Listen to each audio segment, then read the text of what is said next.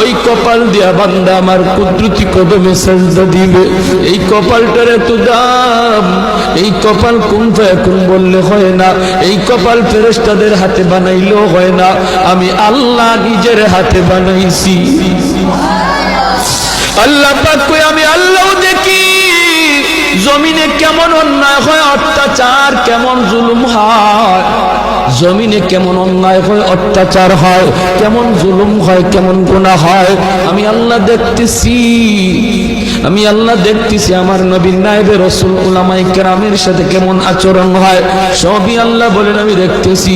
এরপরও আমি কেন নগদ ধরি না জানুনি? চার শ্রেণীর কারণে। লাউলা মাশাইখুর রুফকা ওয়াল শাবাব খুশা ওয়াল আতফাল রুদ্দা ওয়াল আনআম রুত্তা। আল্লাহ বলেন এক নম্বর হলো ওই বৃদ্ধ মানুষগুলি, এখনো জমিনে এমন কিছু সাদা দাড়ি সাদা চুল আমার কিছু বৃদ্ধ বান্দা বান্দি আছে রে, কোমর বাঁকা হইতে পারে না, করতে পারে না, কষ্ট হয়, হাঁটুতে ব্যথা, কোমরে ব্যথা, এরপরেও আমি আল্লাহর কুদরতি কদমে সাজদা দেয়, কষ্ট হয়, এরপরেও আমার কদমে সাজদা দেয়। এই সাজদার দিকে তাকাইলে জমিনের প্রতি মায়া লেগে যায়।